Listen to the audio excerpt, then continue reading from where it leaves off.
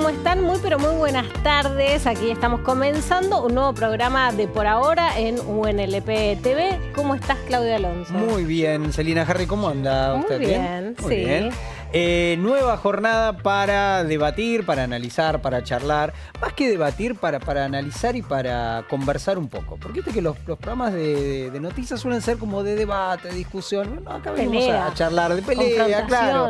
Y venimos a charlar y a tratar de analizar un poquito. Dejemos la pelea para las redes, que ya bastante pelea hay en Twitter. Particularmente con colegas, ¿no? Claro, invitamos a colegas a que dialoguen con nosotros sobre los distintos temas que nos va dejando la semana, ¿no? Exactamente. Algo que ha pasado en estos días, que ha sido como un eje central en la discusión política de los últimos días, tiene que ver con la crueldad que ha demostrado este gobierno a través de sus mensajes en redes sociales, que ya estamos acostumbrados, pero bueno, los discursos del presidente y demás. Hay como un eje, una línea conectora que tiene que ver con la crueldad. Por eso el programa de hoy es si la crueldad de Milei tiene algún límite, ¿no? Si hay algún límite para atacar a distintos sectores. Digamos, al momento nos estaría respondiendo, ¿no? El presidente, con que, bueno, no estaría encontrando el límite. Y también nos va a tocar analizar un poco hasta dónde la sociedad tolera este tipo de ataques y este tipo de conflictos. Así que, si te parece, vamos a meternos en el informe del día de hoy. Preparamos un pequeño informe para tener un resumen de lo que ha pasado en estos días, pero también para que nos dé un marco para poder analizar la crueldad de Javier Milei. Cruel en el cartel, la propaganda manda cruel en el cartel y en el fetiche de un afiche de papel se vende la ilusión, se rifa el corazón. El Estado tiene que estar presente. Tiene que estar presente. A mí lo que más me dolió de la reunión con Spagnuolo fue que me diga, si vos tuviste un hijo con discapacidad, es problema de la familia, no del Estado. Que diga que los derechos adquiridos, o sea, no son derechos adquiridos.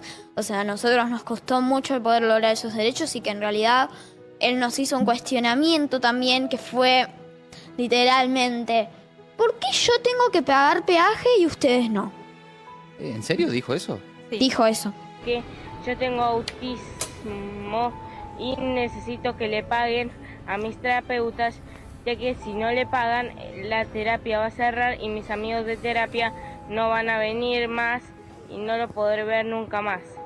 Y otra cosa es que, por favor, páguenle a nuestros terapeutas o si no, nunca los voy a ver en mi vida. Y bueno, cuestión que fuimos a la Andis a poder tratar de hablar de este tema. Tratando de poder hablar de este tema, porque la verdad es que queríamos ir con el objetivo de hablar sobre este tema de las pensiones, de toda la crisis que desde hacía rato que hay en discapacidad, solamente que recién ahora, como empezó a colapsarse todo el sistema, empezó a ocurrir, y cuestión que yo me sentí bastante negado. Tranquilo, Pam. Tranquilo. No puedo hacer esta nota. Bueno, no puedo hacer esta nota. Bueno, no puedo hacer esta nota. Tranquilo, toma un poquito de agua. Tranquilo, sigo. Ian. Yo me quedo acá con vos, yo sigo hablando. Mamá se queda con vos. Me dijiste que no tenía que llorar, pero no puedo. Bueno, no está bien. La emergencia es más que notoria y clara. Que lo que pasa también es que en Andis, la Agencia Nacional de Discapacidad, las respuestas que obtenemos son ridículas, son nulas, porque por ejemplo, no sé, la doctora Romina Núñez, que fue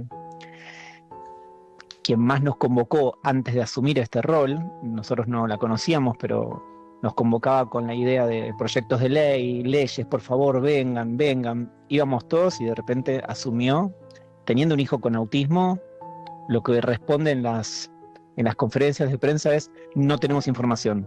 Me emociona porque mi hija volvió a nacer, le salvaron la vida acá.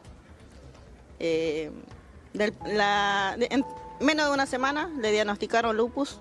Ay, Dios. No tiene cura, tiene un tratamiento de por vida. Un año estuviste acá. Un año internada, 1 año y 1 mes, ya voy. Vivo más en el hospital que en mi casa. ¿Mismo festejaste su cumpleaños acá? Sí, los médicos le festejan su cumpleaños, la verdad que son como mi familia, le digo.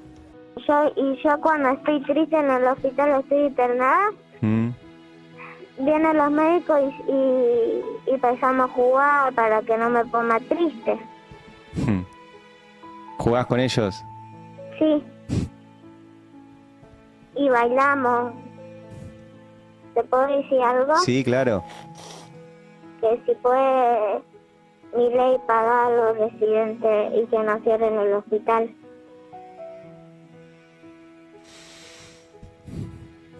Gracias, Alma. Yo en particular, además de ser residente de pediatría, soy residente de neonatología. Mi residencia es desde 5 años. Obviamente la neonatología es la especialidad que se encarga de cuidar a los más chiquititos, menores de 1 mes de edad y prematuros, para ser más precisos. Yo amo esa especialidad, amo estar en un parto, amo recibir vida, amo estar en un momento crítico de la vida de las personas, así como estamos todos. Nos encanta acompañar pacientes. Como todos los miércoles voy a lo de los jubilados y hoy vengo a lo de los chicos del Garrahan a apoyar a todos los residentes porque me siento en la obligación de apoyar a estos chicos que son los que atienden a nuestros hijos, a nuestros nietos, a nuestra niñez y son los primeros que están con los chicos, así que para mí es una obligación venir junto a ellos. Yo personalmente soy personal de salud, soy enfermera en el Garrahan, ¿sí? Entonces mi necesidad pasa porque esta fuente de trabajo a mí me brinda para poder amortiguar necesidades. Y así como estoy yo, están otras familias también que necesitan. Es enfermera del Garrahan y trabaja en la Salada. Levanten la clausura y nos puedan devolver el trabajo. Que me duele mucho en el alma lo que me está pasando, porque es fea la situación cuando uno no tiene plata. Si a uno no le alcanza, uno sufre y se pone mal por la situación. Por eso, presidente, piense que nosotros somos trabajadores y a la gente también le digo, no somos vagos. No somos negros de mierda. Somos gente que queremos trabajar y nada más. No pedimos nada más que eso. Cruel en el cartel, te ríes corazón. Dan ganas de balearse en un rincón. Muy bien. Ahí veíamos un poco el panorama de distintos conflictos sociales que hay en Argentina, con un eje en común que es la crueldad. Sí, ¿no? con tan solo algunas horas de diferencia, además, exacto. ¿no? Es un compilado de lo que ha pasado en estas, podemos decir, 48 horas. Sí, exactamente. ¿no? Sí, Y todo lo que deja e impacta también, digo, porque ahí veíamos testimonios que claramente no podemos creer que esté sucediendo. No, sí, ya el presidente ¿no? atacando a un nene con autismo creo que nunca se vio en la historia, no sé ni siquiera de Argentina, digo, no se vio nunca en la historia mundial un presidente atacar a un nene con autismo, nunca había pasado y cada vez vamos como corriendo el límite, ¿no? Como que vamos aceptando las cosas. Bueno, vamos a presentarles quienes están acompañándonos hoy para dialogar un poco más sobre toda esta situación y un montón de otras cosas. Ya le damos la bienvenida a nuestra primera colega que está aquí en UNLP-TV, es Marita Duarte, compañera de Radio Provincia. Buenas tardes. Primero, gracias por la invitación. A veces cuesta organizarse, pero bueno, estaba toda la intención de estar acá. Y me parece, primero, destacar la posibilidad de que la universidad pública, nuestra universidad pública, tiene un medio de comunicación que se propone, entre otras cosas, escuchar voces de comunicadores y, bueno, poner estas reflexiones sobre la mesa. Lo primero para decir del informe, me parece que sigue una línea en la que viene trabajando, yo creo que con mucha eficiencia el Gobierno Nacional, que tiene que ver con desprenderse de todo lo que signifique tareas de cuidado. Si nosotros vemos de ser un Estado que cuida, ¿no? De hecho, se ha jactado en numerosas oportunidades el presidente Milei de no querer un Estado que cuide. Justamente no cuida a los chicos que están enfermos y están internados, no cuida a los discapacitados, no cuida a los jubilados, no cuida a... decide retirarse de ese rol y además se jacta de ello. Porque me parece que cuando ustedes hablan de crueldad es eso, es hacerlo, retirarse de ese lugar, pero hacerlo con ensañamiento. Con un ensañamiento que me parece que lo que logra en cierta medida es que de alguna manera se impermeabilice la sociedad. Porque nosotros decimos, bueno, ¿y qué más? Y siempre hay algo más. Y desde que empezó el gobierno de Milei siempre hubo un enemigo. Primero fue el ALI, después fue la universidad, después hay un mecanismo que me parece que también se viene dando en casi todas las luchas. ¿Se acuerdan el año pasado cuando el conflicto por la universidad, por el financiamiento del sistema universitario, bueno, cobró muchísimo protagonismo? ¿Qué hace el Gobierno Nacional?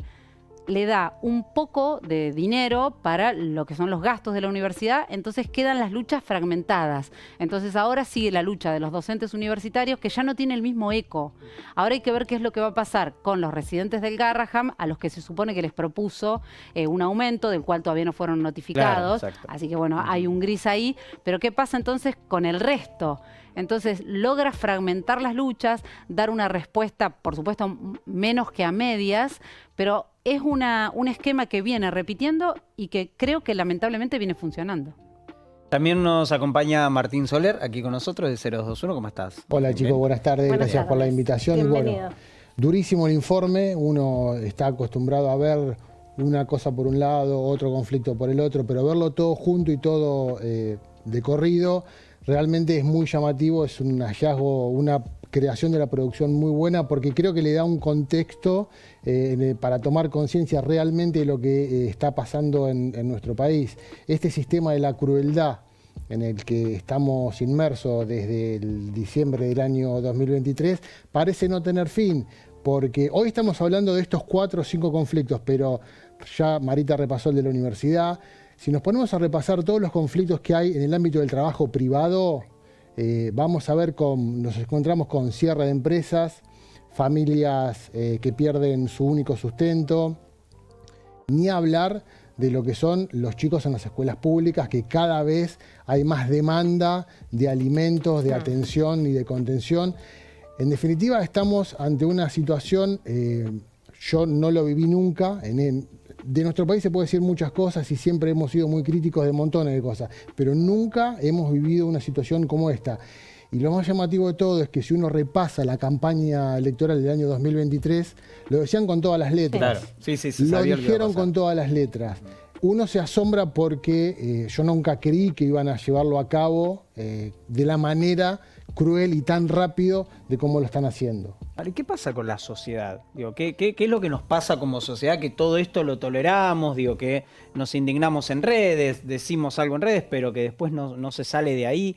Digo, la marcha de los jubilados cada vez va menos gente, digo, siguen las protestas, siguen los jubilados ahí recibiendo palos, sí, pero cada vez hay menos sectores que se acoplan. Y pareciera que hay poca indignación o por lo menos apoyo a que los jubilados y jubiladas estén reclamando ahí, y también lo que sucede con la represión cada miércoles, ¿no? Es como que pareciera que hay un sector que sí se indigna, pero hay otro el que, no sé, mientras le el pasa dólar por el esté costado, barato, ¿no? ¿no? Mira, los conflictos históricamente siempre se fueron sedimentando como capas, pero llega un punto en el que ya no hay más lugar para seguir sumando conflictos y eso es donde estalla. Bueno, el límite todavía parece que el gobierno no lo ha encontrado. No lo ha encontrado de manera general, sí lo ha encontrado de manera parcial, porque nosotros como sociedad nos hemos dado un contrato de con los chicos no, con los abuelos no, con la universidad no. Esos fueron los únicos 3 límites que encontró el gobierno, que como bien dijo Marita, lo solucionó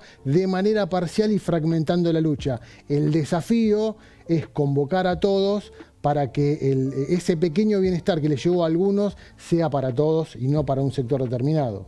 Y yo creo que otra cosa que también el gobierno juega de manera muy eficiente es además de fragmentar, a disminuir la creencia en la potencia de lo colectivo. Me parece que, de hecho, aún con algunos mensajes, cuando estas últimas semanas en las que todos estuvimos hablando del Eternauta y posteando el Nadie se salva solo, me parece que no alcanza porque no va más allá de las redes, y cuando hay una convocatoria por ahí la gente no va. Yo creo que a veces se puede perder esa cuestión de empatizar y realmente ponerle el cuerpo a una lucha que no me está tocando directamente. Por ahí o se pierde en la urgencia de mi día a día o realmente no me toca tanto. Me parece que pasa un poco también por ahí. Y otra cosa que yo veo, por lo menos en el pulso de la calle, o de por ahí preguntarle a la gente cuando me toca hacer una encuesta o mirando encuestas que hacen otros colegas, que la gente dice, no, y sí, lo de los jubilados está mal y merecen ganar más los jubilados y demás, y después les preguntan, ¿y cómo ves al gobierno? Y no, creo que vamos bien. Y vos decís, pero ¿cuál es el razonamiento que te lleva a pensar esas dos cosas que son incoherentes? Sí, o contradictorias, en realidad. Es una incoherencia decir el gobierno va bien, pero todo lo que, digamos, todos estos conflictos, ahí no está bien lo que está haciendo el gobierno. Entonces, ¿en qué vamos bien? Claro. en que podés ir a un local de importados o que cada vez te aparecen más locales de importados y te podés comprar el termo Stanley. Me parece que hay también un poco una parte de la sociedad que está por ahí, que va por ahí también. Bueno, hay un posteo de una madre que hizo en Twitter que decía: yo tengo un hijo con discapacidad, a mí nadie me dio nada, yo me lo conseguí todo sola, lo único que pido es que el gobierno nos ayude más con... O sea, esto es una contradicción a lo que estaba diciendo, porque ya no necesito nada del Estado, solo que el gobierno nos ayude más con ayuda social, ayuda económica. Pues todo eso en un posteo de 2 párrafos. Y luego vos decís, ¿dónde está esa contradicción? O sea, ¿dónde aparece esa contradicción en la cabeza de las personas? Como que eso no les preocupa. Igual que ahora decir, están usando a Ian como una cuestión política, con los chicos no, a los chicos no hay que usarlos. Hace 2 semanas subieron a un nene a un escenario. ¿Se acuerdan? El presidente estuvo con un nene arriba del balcón saludando porque el nene era libertario. Sí, y en realidad quien lo coloca también en una cuestión partidaria termina siendo el propio presidente de la nación cuando dice que es parte el niño de una operación Cuca. Sí, claro, ¿no? exacto. Esos de hecho, hay fotos que seguramente las vamos a repasar ahora, ir viéndolas, que el niño es parte de una campaña que él está generando para mayor visibilización de los casos de autismo, y estuvo con Vidal, estuvo con Garro, estuvo con Leguizamón, ha estado con distintos funcionarios y políticos, no y de solamente. hecho había pedido reunirse con el presidente de la Nación. Claro. Eso creo que lo tuiteó Grabois. Y bueno, o sea, también hubiera tenido una foto con Javier Milei si hubiera sido recibido. Sí, y perdón, ¿no? Que iba a interrumpir, que agrego esta cosita también. Y aún así, si tuviese una orientación partidaria, no deja de ser una persona con una discapacidad que requiere de una presencia del Estado. Bueno, justamente el gobierno tiene una gran herramienta de comunicación, que es que todo lo que se le pone enfrente lo tilda de cuca, de de casta, y eso le funciona. Todavía le sigue funcionando. Entonces, mientras la sociedad no le descubra el truco al mago, todo esto va a seguir pasando. Sí, y mientras no haya alguna voz que realmente enamore, ¿no? Porque toda esa indignación suelta no sirve para nada. Si estamos todos enojados y todos posteamos algo y nada, es un posteo en una red social que, de acuerdo a los amigos que tenemos, hay coincidencias o no ideológicas, pero me parece que lo que no hay es una voz que enamore del otro lado, como para decir, bueno, es por acá, una lucecita de esperanza en algún lado. Me parece que todavía el peronismo no logra hacer eso, lamentablemente, desde mi perspectiva, ¿no? Sí, ¿por qué creen que pasa eso? Que no aparece una figura relevante, porque también Milei es alguien muy sencillo a tener en contra.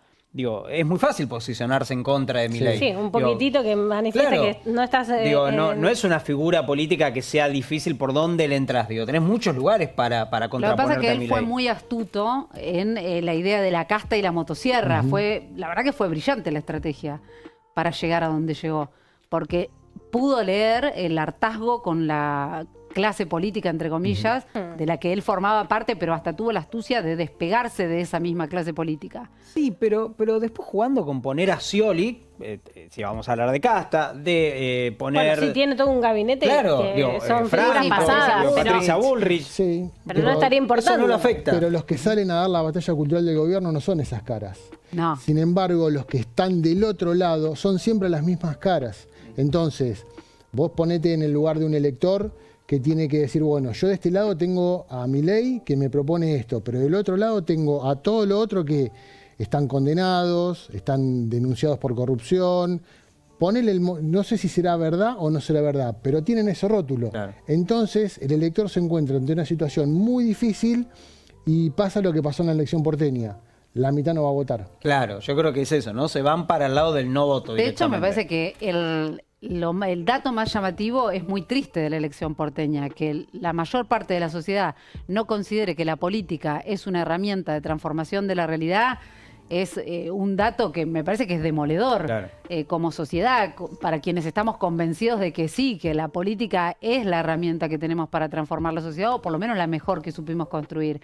Y que, digamos, que vos digas, no voy a ir a votar, es porque no creo en esto, porque no me está cambiando, y porque además, en lo concreto también, me parece que hay un momento en el que debe haber una autocrítica más profunda. Realmente creo que no la hubo, una autocrítica desde la oposición a Milei. Porque ¿qué pasa? ¿Qué es lo que estamos proponiendo? No logramos que la gente viva mejor al final, porque nos están dando la espalda. Claro. Y me parece que no es fácil generar una figura que realmente enamore, que sea una ilusión, que implique una esperanza, porque justamente hay un descreimiento en la clase política. Y si si Cristina quiere convencer a alguien de los que la detestan, es imposible, tiene que ser una cara nueva, tiene que haber una renovación. Y en ese caso, puntualmente, desde mi mirada, la figura que más puede aglutinar es Kicillof, pero bueno, claramente no lo están dejando. Que presentó el otro día su espacio político, ¿no? El sábado fue aquí en la ciudad. Sí, Kicillof es no es una figura nueva dentro de la política. Kicillof está hace ya más de 15 años en el prime time de la política nacional y bueno, y está señalado de ciertas medidas que tomó en su gobierno, como la devaluación del 2013, el pago a los fondos de París, la estatización de YPF, digamos, que les trajo o le traería consecuencias económicas muy gravosas para la República Argentina. Entonces, no sabemos si eso va a ocurrir o no va a ocurrir, pero el gobierno tiene esa herramienta para atacarlo y para demonizarlo en su figura, diciéndole, van a votar a Kicillof que hizo esto. Claro, no tienen quizás el mote de corrupción que sí tiene como el lado más odiado. No, no es odiado, pero tienen, hoy en día la verdad no importa. Entonces el gobierno tiene la herramienta de la posverdad. No importa si es verdad o no es verdad, pero a Kicillof le van a decir, por tu culpa Argentina va a tener que pagar 16.000 millones de dólares a los fondos buitre, por tu culpa Argentina va a tener que pagar miles y miles de millones de dólares por la estatización de YPF, y así con un montón de cosas. ¿Sabemos si es verdad? No, no lo sabemos. Pero las causas están. O sea, incluso si se descubre que no es verdad, lo van a seguir tirando como una verdad, ¿no? Sí, porque es muy difícil. Por más que se compruebe que no era verdad, ya eso... Es que yo pensaba en esto, ¿no? También de, bueno, la complicidad mediática, ni hablar, pero vos hablás del gobierno de Cristina en donde había una inflación, no estoy hablando de la inflación index, sino la inflación que se marcaba y se mostraba a través del Congreso del 1,3% más o menos para tener un promedio. Esa inflación les parecía exacerbadamente alta. Hoy un 3% no parece alta. No. Entonces, ¿cómo discutís eso? Porque digo, vos hablas con él y dices, no, durante el gobierno de Cristina había mucha inflación. Digo, tenías un 1,5%, ¿es mucha inflación? Bien, es un buen parámetro. ¿Un 3% no te parece mucha inflación? No. Bueno, entonces es muy difícil la discusión. Ahí el ciudadano tiene que hacer un ejercicio de memoria y irse 15 años para atrás y decir, che, yo en el 2010 me enojaba porque había un 1,2% de inflación. ¿Y por qué no me enojo ahora que el gobierno me festeja un 3%? Esa es una responsabilidad de los ciudadanos, de hacer ese ejercicio de memoria. ¿Y de los ciudadanos o hay también una parte bastante importante de que se borren esas cositas de la memoria de los grandes medios concentrados de comunicación? Ni hablar. Porque cómo les llega la información, la indignación, el detestar a determinadas figuras a la sociedad en general. Digo, más allá de lo que vive, ¿no? Y del termómetro de su lógica día a día. Pero si vos tenés todo el tiempo los grandes medios que te están machacando con determinadas cuestiones, digo, ¿no? Esto de la ruta del dinero acá, la corrupción, la pobreza, el populismo, ¿no? Todos esos términos. Digo, ¿hay ahí una responsabilidad de los grandes medios también? Sin lugar a dudas. Sin dudas. Cuando el gobierno de Cristina quiso ir con la ley de medios y llevarla a fondo y dar la batalla cultural contra el Grupo Clarín, ahí se encontró con una situación que no la pudo subsanar. Y eso quedó en el olvido. Y la gente se puso del lado de Clarín. Es increíble. Hoy, ¿quién se acuerda de esa persona en un Fiat Duna que se le caía a pedazos diciendo todos somos vicentinos? Sí. Sí, hoy que Vicentín está quebrado. Todos los directivos de Vicentín están presos, o los pocos que quedaron en libertad están a punto de ir presos. Y ahora nadie se acuerda de que salió toda una provincia, todo un país a decir todos somos Vicentín. Bueno, esos son los medios de comunicación que van moldeando la cabeza del ciudadano en determinado sentido, que sean a favor de los intereses, de sus intereses corporativos y de los intereses del gobierno de turno, con el cual tienen negocios de turno. Claro. Ahora yo digo, ¿Es obligación del ciudadano tener que conocer toda la lógica de cómo funciona el medio de comunicación de acuerdo a los intereses? No sé si es obligación de los ciudadanos. No, pero sí creo que la responsabilidad de tener una mirada crítica respecto a lo que estás consumiendo. No todo el mundo tiene elementos para tener una mirada crítica, porque vos tenés que tener elementos de análisis para poder hacer un análisis. No siempre los tenés. Digo, ¿es culpable la persona que no los tiene? Yo no creo que la gente, que las personas es muy difícil generalizar, me parece también, claro, ¿no? Pero yo no creo que las personas respondan a lo que, de manera automática, a lo que piensa un periodista. Sí creo que en todo caso consumen un tipo de periodismo que se amolda a lo que uno ya cree. Quiero decir, a ver, en mi caso yo era fanático de la nata. Cuando la nata se volvió facho, yo no me volví facho. Dejé de consumir la nata. Y yo creo que hoy la gente que mira a Majul porque habla mal del gobierno, mal de Cristina y bien del gobierno, si mañana Majul empieza a hablar bien de Cristina, deja de mirar. Reafirmar lo que uno piensa. Pero yo estoy pensando en un montón de gente. Nosotros somos comunicadores. Vos ya tenés otra herramienta de base para saber que, digamos, en qué lado te estás posicionando. Pero me parece que sí forman mucha opinión y que no son solamente buscados para reafirmar lo que una persona pensaba previamente. Sobre todo en los temas judiciales, por ejemplo. ¿Cómo sabe una persona qué implica cuando la noticia es que al final determinado político fue sobreseído? ¿Por qué tiene que saber qué es eso? Sí, ¿qué implicancia tiene?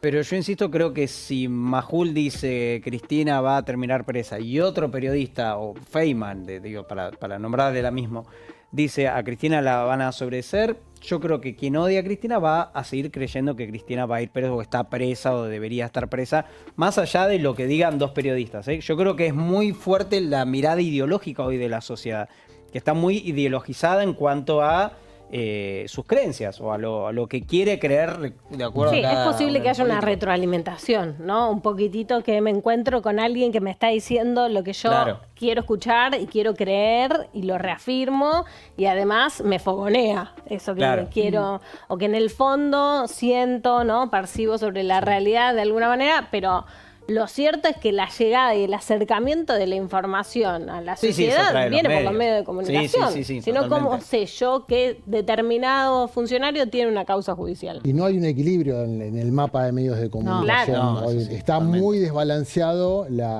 hacia un sector ideológico. Y digo, hoy una persona que consume peronismo no tiene un medio de comunicación peronista. O lo puede llegar a encontrar de a poquito en C5N, por ejemplo.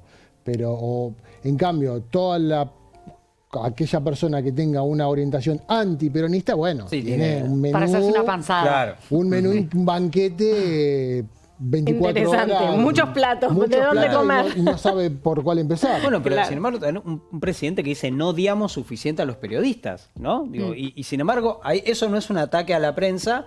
La ley de medios era un ataque a la prensa, pero decir no odiamos suficiente a los periodistas parece que para los grupos mediáticos no es un ataque a los periodistas. Eso también tenés una contradicción muy grande que parece no existir. Después digo, vivimos en una situación de contradicciones constantes donde parece que acá no pasara nada, ¿no? Como que eso no se debate, eso no se discute. O es un presidente al que pareciera que se le permite casi todo. Bueno, Macri hizo un video, le hicieron un video fake y salió hace 2 semanas denunciando campaña sucia, esto es intolerable, y hoy salió a decir, vamos a hacer todo lo posible para que este gobierno le vaya bien. Bueno, hoy Macri salió nuevamente a apoyar al gobierno nacional, pero Macri en realidad lo que está buscando es mantener su esquema de negocios. Necesita al presidente para que le cierre la causa del Correo Argentino, que debe miles de millones de dólares al Estado Nacional. Necesita quedarse con la hidrovía porque es un factor de negocios muy importante para su grupo. Necesita el tema de las autopistas. Necesita ver si puede alguna de sus empresas ganar alguna licitación de la poca obra pública que hay. Bueno, a Macri no le importa a la gente, le importa su esquema de negocios y mantener el poder dentro de sus empresas. Sí, ni siquiera hay como una ideología que al PRO o a algunos protagonistas del PRO les interese sostener. No. Porque no hay, ¿cuál es la ideología del PRO?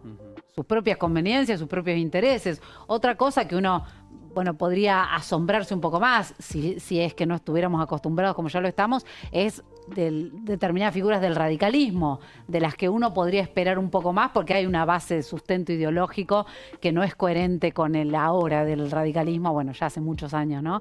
Pero de Macri me parece que nos sorprende, defiende sus intereses, fueron las elecciones, se enojó ese día, le fue lo suficientemente mal como para, se fue de gira, volvió y ahora dijo, bueno, estoy acá otra vez. Hambre de milanesa tiene. Los radicales presentaron un proyecto que no votaron, ¿no? Presentaron un proyecto y votaron en contra del proyecto que presentaban, que creo era el financiamiento universitario o jubilatorio. Presentaron un proyecto y lo terminaron votando en contra. Digo, eso es raro, está todo muy raro. Muchas gracias por haber venido. Yo les quería decir algo más, por favor. ¿no? Que me parece que una cosa que hay de fondo todo el tiempo, como explicación también de todo lo que pasa, es un profundo antiperonismo. Sí, que está muy marcado. Muy difícil de encontrarle las causas, porque supongo que son muchas. Pero me parece que también es como el telón de fondo para entender un montón de cosas. Sí, cómo llega Milei al poder, ¿no? Muchas gracias por haber estado. por haber venido. Gracias a ustedes por la Muchas gracias. Muy bien, nos vamos a una pausa y luego en el segundo bloque tenemos nuevos colegas para seguir dialogando un rato más aquí en Por Ahora.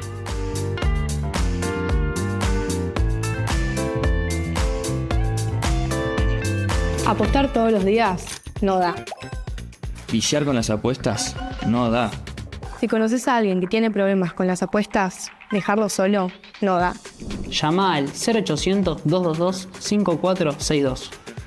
Gobierno de la Provincia de Buenos Aires.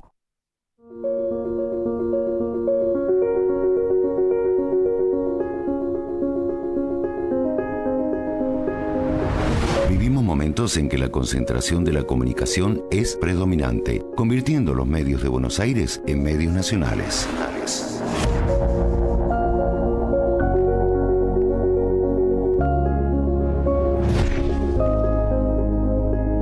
Cuando la comunicación pública de gestión privada está invadida de fake news, es imperioso poner en valor los medios universitarios, que divulgan información fundamentada en todo el territorio argentino. Radios universitarias, canales de televisión, plataformas audiovisuales, informativos, publicaciones periódicas, impresas y digitales. Comunicación federal, basada en la verdad como principio, en la pluralidad de voces y en la democratización como valores. Acciones y contenidos que nos permiten decir que hay otra comunicación. Hay otra comunicación.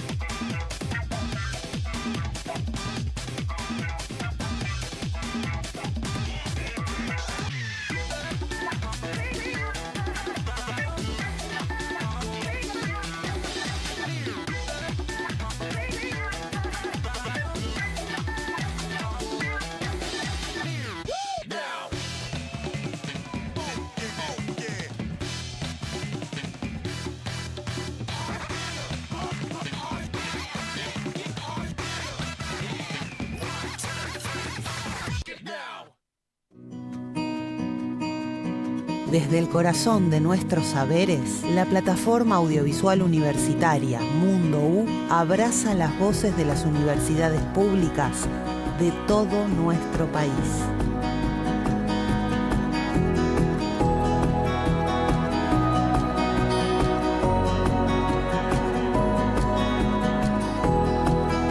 Nuestra apuesta es por una comunicación en red, diversa y federal.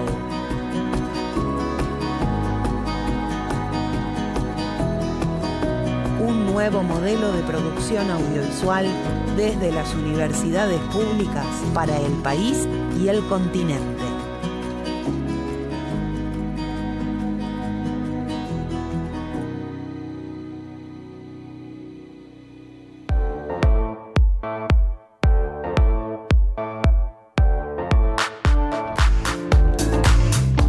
bien, segundo bloque de por ahora en este lunes, primer lunes de junio. Ya primer estamos lunes de ahí, junio, sí, es verdad. Sexto mes transitando, qué velocidad. ¿Cómo se pasa el año? Esto Qué comentario. Mira, barbaridad. yo ya estoy con el matecito, cómo se pasa el año, soy mi tío, ya hablando Sí. en el ascensor. Me encanta. Porque tenemos un invitado que ha traído matecito, así que Exactamente. qué bien esto, me gusta lo de que venga Que se empiece a un invitado incorporar, que después con venga una su propia medialunas, alguien que traiga, traigan claro, lo que alguien quieran. que traiga una parrillada para 4. Sí, claro que sí. No puede ser. Una picadita no Claro. viene mal. A esta hora en Vamos realidad incorporando. estamos para picar. Aprovechemos esta pausa también para decirle a la gente que se suscriba, que le pongan Sí, me gusta claro. al video, que comenten abajo, que a veces comentan ahí, Sí. bardean. Hay El otro muchos día, odiadores. Sí, pusieron, petizo, pelado ese que hablan. No sé, ¿En serio? y algún ¿Te agredieron invitado sería. físicamente? No, a mí no, ¿cómo a mí? ¿Por qué interpretaste que era a mí? Podía ser otra persona. ¿Por qué me regalas así? Porque somos... Me soltaste ahí Si a la fiera si directamente. hablan en masculino, Claro, interpreto pero me que somos... soltaste la fiera, hablamos de vos. Vamos, Yo hablo de vamos otra al modo persona. serio. Sí, vamos por al modo favor. serio, por favor, porque están nuestros invitados aquí ya en este segundo bloque. Le vamos a dar la bienvenida a Delfina Benesse, que es compañera de Radio Trinchera, colega de Radio Trinchera. ¿Cómo estás? Buenas tardes, Buenas ¿cómo andan? tardes. Bien. Muy bien, gracias por la invitación. Y Franco Cariñano también de Radio Trinchera también nos acompaña. Buenas acá. tardes, ¿cómo Buenas les va? tardes. Muchas Que ha gracias traído el también. mate, muy bueno el mate. Ha traído muy el rico. mate, bienvenido sea. No le vamos a dejar fuera del aire, Totalmente. ¿no? Por favor. Los invitamos para ver primero un pequeño video de un fragmento, una entrevista que hizo Javier Milei con Mariana Bray, donde habla sobre la industria nacional. Algo que salió también en el bloque anterior, de estos sectores a los que ha atacado Javier Milei. Que están sufriendo, ¿no? Las que están distintas sufriendo, políticas del exactamente. gobierno nacional, las decisiones también, y esta mirada de ajuste, ¿no? Y este déficit cero a costa de qué, ¿no? De alguna manera que está teniendo el gobierno nacional. Bueno, también la industria nacional, valga la redundancia, se está viendo afectada y aquí hablaba Milei al respecto. ¿Lo vemos? Vamos a verlo. Justamente una de mis preguntas tenía que ver con qué posibilidad tenía la industria nacional de competirle a la industria, Bueno, digamos, si es una batalla como perdida, todo. ¿no? Algunos se adaptarán y otros quebrarán. Claro. Digo, es parte de la vida, el capitalismo es eso. O sea, y eso no es ningún problema, porque si una empresa quebró es porque vos estás comprando algo a un precio más barato y de mejor calidad en otro lado. Muy bien. Milei encontró a alguien que le hace más así Sí. que Majul, que ya es difícil Ni encontrar siquiera ahí la que... dejó terminar la pregunta. No. Ya sabía lo que tenía que Pero responder. aparte, Milei le dice a la periodista, el que no se adapte va a tener que cerrar, claro. Dice, Qué bien, ¿no? claro, es tremendo. entiendo. Ahora, algo que también hablábamos en el bloque anterior, como la crueldad de este gobierno lleva a su gente, a sus ministros, a sus tuiteros, que son casi ministros, a decir cosas como, bueno, si tuviste un hijo discapacitado es problema tuyo y no del Estado. Y acá como Milei te dice, bueno, si tenés una empresa y le va mal, es problema tuyo. Nosotros no nos vamos a meter, no te vamos a ayudar en nada, quebrá tranquilamente. ¿Cómo lo ven ustedes? ¿Cómo lo ven? Bueno, para arrancar, me parece que estamos ante un experimento que por lo menos se expresa en la Argentina, pero que ha pasado por otros países y que parece una receta vieja, por lo menos en clave de la política económica, y quizá lo que tiene sí es un rasgo revanchista y de transformación, o por lo menos de disputa cultural, por lo menos más grande. Creo que estas declaraciones libremente no las... por lo menos no las hemos escuchado en otros presidentes ni en otros funcionarios que también fueron parte de la destrucción de la industria nacional. Hay una cosa del discurso de envalentonarse con la política económica, por lo menos desde nuestra óptica de saqueo y de destrucción de la Argentina, que hace Milei y que a diferencia de otros funcionarios la reivindican discursivamente y bueno, después tienen sus... algunos publicistas que, como bien decías, hacen como el perrito del auto, ¿no? Esto de sí, nunca una repregunta, nunca un replanteo, que me parece que es parte también de este portón que tiene, de la seguridad que tiene este gobierno a la hora cuando tiene que dar alguna entrevista, que obviamente son siempre con periodistas de estas características. Sí, y decimos una vez tan acostumbrados a decir que sí, que yo me acuerdo que Esper con Débora Plager, creo que fue, Sí, claro. que tiró esa cifra de tipo 20 menos 11 igual 5 y... hizo así. Vale que O sea, sí, no le vayas a discutir o sea, que le pifió en la claro, matemática. Pero, o sea, incluso diciendo esa bestialidad, hicieron que sí. No, yo pensaba en esto que señalaba Franco con respecto a a cómo son también un poco los primeros que se animan a decir tan explícitamente un proyecto que viene hace mucho tiempo. El otro día Axel Kicillof lo decía en el discurso de lanzamiento de Movimiento Derecho al Futuro con respecto a que es el mismo plan de Martínez de Oz y demás, y pensaba que en este señalamiento, ¿no?, que muchas veces hablamos de quizás la crueldad de los dichos del gobierno con algunos sectores vulnerables y cómo se ataca a los trabajadores, que el fin último siempre tiene que ver con esa miseria planificada, ¿no?, en la cual se hablaba en otros gobiernos y que fundamentalmente es la destrucción de la industria nacional, digamos. Sin esa industria, también lo que desarticulan son a los sectores que la defienden, ¿no? Destruir al sector sindical, destruir a los trabajadores organizados, a todas esas, a las empresas, a las cámaras de comercio, ¿no? Y todas esas distintas organizaciones de la sociedad y de la comunidad organizada, si se quiere, que logran ponerle una traba a estos proyectos. Entonces, me parece que no solo van por la industria nacional, sino que van por esa desarticulación que al fin último es la instalación de este modelo más financiero y que no necesita de esa estructura para existir. Sí, porque de alguna manera es como que atacan todo lo colectivo, ¿no? Un poco lo decíamos también en el otro bloque, hablábamos de eso. Hay como un fomento a esto de lo individual, del salvate vos o hace vos tu mérito para crecer. Bueno, y con esto que vos describías, de alguna manera se está atacando a todo aquello que tiene que ver con derechos colectivos, con una búsqueda colectiva, con una lucha colectiva, ¿no? Y también creo que hay una profundización en esto que decía Delphi recién, en relación a que cuando él habla del capitalismo financiero, no habla del capitalismo industrial. Entonces está claro que hay una mirada de cómo tiene que funcionar el capitalismo, y que el capitalismo ya no tiene que producir bienes y servicios, principalmente porque ellos determinan que ahí hay un costo o que hay un riesgo del capital que afronta, que no solamente es las condiciones de trabajo, que en la Argentina por suerte existieron expresiones de trabajadores y organizaciones de trabajadores, primero anarquistas, luego incluso también con una concepción nacional con el radicalismo y luego y con una coronación en el peronismo, que acá no se va a trabajar de una manera esclava como pretenden en otros países, y ahí hay un primer escollo para este capitalismo industrial. Y desde Martínez de Oz para acá, la Argentina y sobre todo algunas plataformas neoliberales han planteado que estamos metidos en un capitalismo financiero.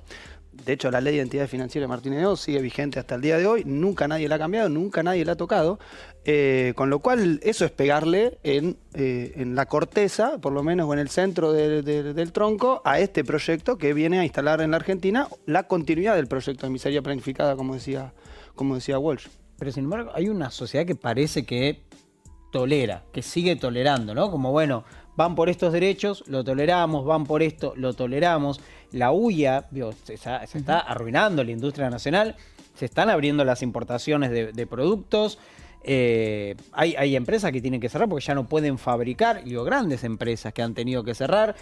Ahora la empresa Quilmes de cervecería estaba presentando un plan de acción porque había tenido que eliminar gran parte de su planta. Bueno, lo que vimos la semana pasada en Tierra del Fuego, ¿no? Claro. Y toda una provincia también parando por esta decisión de la apertura de importaciones de aquellos productos que justamente sostienen esa industria, ¿no? Pero ahí también me parece que entra esta cuestión de por qué la UIA no se opone. En Tierra del Fuego los trabajadores lo decían muy claro con que, digamos, el reclamo o estos acuerdos que se habían llevado adelante luego de los días de paro, había que estar muy atentos porque muchas veces a esos dueños de las empresas de ensamble o de producción de productos electrónicos en Tierra del Fuego les es muy fácil convertirse en importadores. Cambiar esos galpones de producción por galpones de importación. Entonces ahí es donde aparece esta cuestión de lo financiero y de cómo a los sectores que uno espera que defiendan la industria nacional, porque incluso han generado su riqueza a partir de eso, muy rápidamente lo abandonan porque encuentran que esto mismo les es más barato, mucho más barato, poner la plata en la timba, poner la plata en la importación, sin importar, digamos, justamente qué pasa con los trabajadores, o sin atender a eso, digo, lo que vemos también, ¿no? Hay paro, hay movilización, hay medidas de fuerza y el gobierno no se sienta, no crea mesas de diálogo, no le termina del todo de impactar esas medidas que antes, digamos, obligaban necesariamente a que se construya un diálogo. Sí, y también hablo algo que hablamos en el bloque anterior, la contradicción que tiene este gobierno, porque te dice el Estado no se tiene que meter en acuerdo entre privados y sin embargo sí se mete. El Estado se metió en el acuerdo paritario que tuvieron los trabajadores chambres de comercio y les dijo no lo vamos a homologar era un acuerdo entre privados y se metió. Entonces es mentira que no se mete. Hay algo que discursivamente está claro que este gobierno tiene sus profundas contradicciones. Escuchamos a Milei o a Caputo hablar de la política económica de este gobierno y no es necesario ser magíster en economía para darse cuenta las barbaridades y las mentiras que dicen minuto tras minuto. Pero también escuchaba algo que hablaban en el blog anterior y recién Celina lo repetía, esto de en relación a, bueno, qué es lo que está pasando, ¿no? Que no hay, o aparenta no haber un nivel de respuesta ante semejante batería de medidas. Y ahí hay algo de los centrales que estamos muy desmembrados. No hay, primero no hay autoridad de convocatoria, ¿no? ¿Quién sería la autoridad para convocar hoy políticamente a un escenario de resistencia a este gobierno? Porque hoy creo que la mayor autoridad la tienen los jubilados que sostienen todos los miércoles la movilización callejera. Pero después hay un nivel de descreimiento en la política que para mí eso es lo más preocupante en clave de solución de los problemas. Que, digo, algunos podrán minimizar la situación electoral, de la participación electoral, hacer la clarización que es una elección legislativa, entonces no hay tanta participación o no. Ahora, es un fenómeno que viene creciendo en la Argentina, que viene creciendo y muy notorio en las diversas provincias en las que se han realizado elecciones. Y después es muy notorio en clave de la política. ¿Qué es lo que la convocatoria? ¿Dónde está la discusión pública? O al menos, ¿cuáles son los elementos que podemos problematizar? Recién una de las colegas decía, nadie se toma el trabajo de replantear algo que está diciendo un ministro. Bueno, ¿y cuál es el ámbito en el que eso lo colectivizamos? Porque en el aparatito no lo colectivizamos, en el aparatito entramos en una dinámica muy de Boca River, digamos, ¿no? Que nos lleva a eso. Y quizá la política está muy atravesada por la forma en la cual nos mediatizan las redes sociales y hay una reproducción de la política que ejercemos que va en clave de la vida digital. Ahí hay un problema. Si vamos a reproducir la política en clave de la vida digital, bueno, hay una vida real, digo, además de todo esto que hay que darlo, ¿no? Ahora, este gobierno ha encontrado la vida política y el triunfo político mediante ese aparatito, podemos decir, porque convengamos que no tienen una territorialidad, no les interesa tampoco. Hay un sistema de tuiteros que... Hay un sistema que le ha funcionado y que entró y apareció mediante lo digital también, ¿no? Creo que eso también puede dejar como a la oposición, a las distintas fuerzas, como en un modo de decir, bueno, ¿cuál estaría siendo en este contexto la mejor herramienta, forma o no? Yo creo que también ahí el tema es si el campo nacional y popular, el peronismo, digamos, el sector que quiere construir, digamos, una alternativa, o eso se supone, tiene que sumarse a esa estrategia con la cual, si puede ganar, tiene la capacidad de usar la misma estrategia y que le sirva, o si justamente tiene que volver a el camino de lo colectivo, lo comunitario, incluso más que lo colectivo, ¿no? No solo el puerta a puerta, sino la comunidad organizada en los sentidos más pequeños, digo, en la cuestión desde un festival, algo en la calle, desde lo celebratorio hasta la resistencia. Me parece que muchas veces, en pos de quizás una estrategia que le puede haber servido a un sector, se trata de, bueno, sí, las redes sociales, bueno, vamos todos a las redes sociales a hacer los mejores reels con la mejor edición y los mejores 1 minuto y medio, y muchas veces no es lo que va a terminar de articular esas demandas, si es que esas demandas están siendo escuchadas, ¿no? Porque también muchas veces se plantea como una respuesta antes de hacer la pregunta. Y hay un código ahí de funcionamiento de la red social que favorece este discurso de odio y de enemistad. Y creo que eso obviamente que ahí hay una tierra más fértil para plataformas que sean políticamente odiadoras, políticamente negadoras, políticamente cancelatorias. Entonces, está claro que ahí hay un andarivel más cómodo para nadar para estos actores que no son nuevos, digamos, pero que sí han desarrollado una dinámica tal. Y después, recién cuando Delphi decía el minuto, yo creo que si repasamos los discursos del Congreso de la Nación, de cualquier legislador, todos vamos a ver que tienen un clip de 1 minuto que es el minuto de red social, o la gran mayoría. Claro. Cuando decimos cómo trabajamos, yo le llamo vida real a la vida digital, digamos, pero de nuestra vida terrenal, pensada en el código particular digital. Digo, nosotros hacemos streaming también todas las mañanas, digo, no estamos ajenos a esto. El problema es si eso te va a regular a vos, no solamente el contenido, sino el mensaje que vos vas a brindar. Claro. Si estás pensando en ese recorte de un minuto para hacer política, es grave. Hemos llegado a un nivel grave. O quizás cómo conoces qué es lo que está pensando la sociedad, ¿no? De algún modo, si no salís de esta situación, digamos. Bueno, ¿cómo escuchás a las necesidades que hay del otro lado? Además, las redes creo que te dan la libertad de la contradicción, la libertad de haber dicho algo y que después, bueno, ya está, lo dije yo en Facebook en el 2007, ya está, no importa. Digo, tenemos tuit del presidente Milei diciendo el gobierno que va al Fondo Monetario es un gobierno fracasado. Y sin ningún problema fue al Fondo Monetario, como si eso no lo hubiera escrito, como si haber escrito eso no tuviera importancia, porque seguimos viendo a las redes sociales como, bueno, un lugar de descontrol, de no importa lo que decís ahí, no importa lo que pase. Acá estamos viendo uno de los tweets, ¿no? De una persona, seguidor de Milei, dice, mirá, se me voy a tener que hacer cargo yo de los nenes enfermos, responsabilidad 100% de los padres, no son mis hijos como para tener que hacerme cargo. Claro. Y parece como que esto no pasara nada, no pasara nada. Yo creo que ponen el foco siempre en elementos que nos cuesta después tratar de concentrar de la misma manera, ¿no? Y bueno, ¿por qué los trabajadores argentinos y las trabajadoras argentinas tienen que pagar los aportes patronales de Mercado Libre? Por ejemplo. Digo, ¿no? Porque cuando hablamos de dónde van los recursos, o hacia dónde va la plata del Estado, bueno, hablemos de cajas. Claro. O sea, ¿quién paga esos elementos? Porque después cuando... igual el colega recién en el blog anterior decía, no importa los datos. Que ese me parece que es el gran desafío que nos encontramos quienes hacemos comunicación, quienes trabajamos con la información, que es muy complejo tratar de argumentar o buscarle la vuelta a un debate cuando no importa lo que digas. Claro, porque hay, vos lo decías hace un rato, también la ratificación. Yo voy a buscar lo que yo pienso, mi prejuicio particular, voy a buscar mi ratificación. Bueno, me parece que eso es un problema del cómo estamos, pero del cómo estamos en el debate público. Que estamos medio rotos, digo. Sí.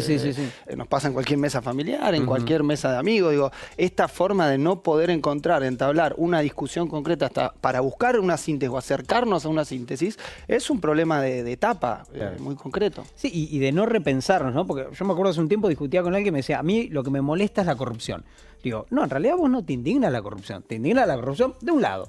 Porque si te indignara la corrupción, el escándalo Libra, te tendrás que indignar, tendrás que decir, che, mira, a mí me indigna la corrupción, por eso, no, eso hay que ver cómo lo hizo. Entonces no te indigna la corrupción como concepto, sino te indigna que determinada figura política esté acusada de corrupción. Digo, pero no el concepto corrupción lo que te indigna. Que es lo que decíamos hoy, ¿no? Te hacen pensar y llevar el discurso para un lado. Pero planteamos hoy esto de los límites, cómo también se van corriendo todos los límites y uno se encuentra discutiendo cosas, como si yo ya no sé hasta dónde puedo dar ciertas discusiones.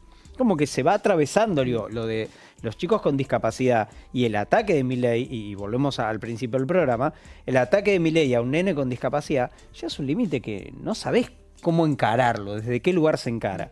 Sí, que muchas veces uno tiene que tratar de minimizarlo, no en el sentido de la gravedad del asunto, sino que termina uno haciéndolo parte de una cotidianidad que en realidad es insoportable. Digo, claro. Pensar que todos los días el presidente, digamos, ataca a un sector específico, porque digo, ahora lo hizo con un niño de 12 años, pero, por ejemplo, digo, con el feminismo, digo, también justamente que mañana es el aniversario número 10 del Ni Una Menos, los dichos que ha tenido el presidente para con las mujeres, para con las personas gays, travestis, transexuales, digamos, y lo fuimos normalizando en una medida en la cual, por un lado, no está bueno para cómo se corre este límite, pero para el otro, el escándalo permanente también nos nubla un poco, porque es la indignación permanente que muchas veces es muy difícil salir de ahí, que es también justamente esto que vos mencionás con respecto a la bronca con cierta corrupción en particular o con esa cuestión del enojo, de la indignación, de la bronca permanente, que es una emoción de la cual es bastante difícil de salir en términos de la política, ¿no? Es como la más fácil de caer, hoy hablamos de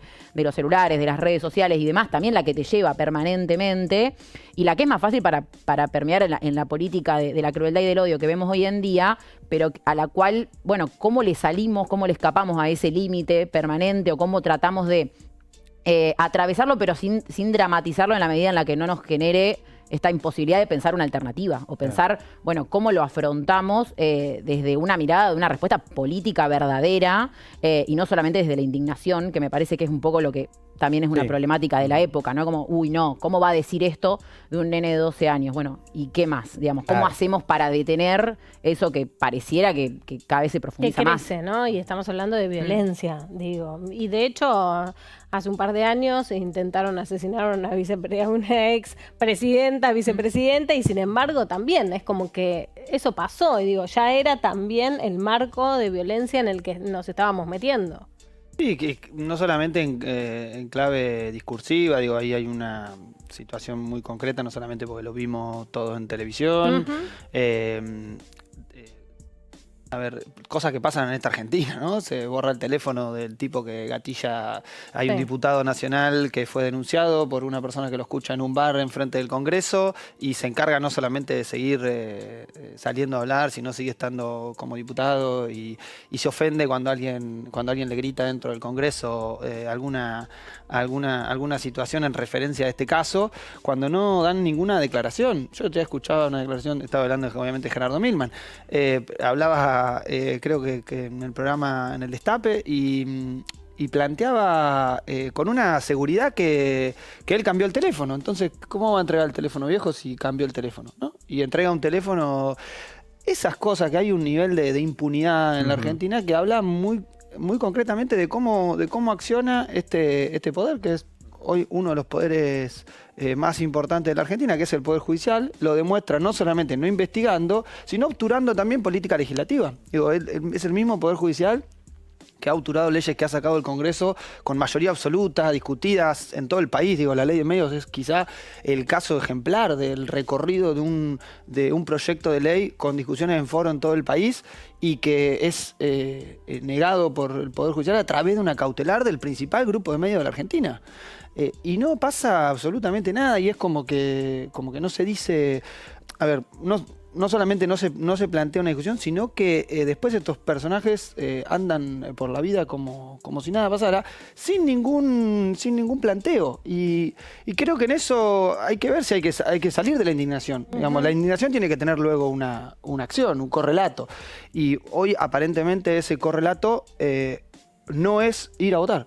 No solamente lo expresa nuestra población cuando no va a votar. Ahora, tampoco se expresa mayoritariamente en la calle. Y ahí hay que ver, hay conflictos en todo el país. Nosotros comúnmente siempre hablamos de que este país no es un país ambacéntrico, ¿no? Nosotros tenemos una concepción obviamente ambacéntrica, primero porque si la marcha acá, no es en capital, no existe, nada, ¿no? Claro. No hay movilización. Ahora, Tierra del Fuego está convulsionada. Catamarca tiene conflicto. Jujuy viene con un conflicto territorial inmenso.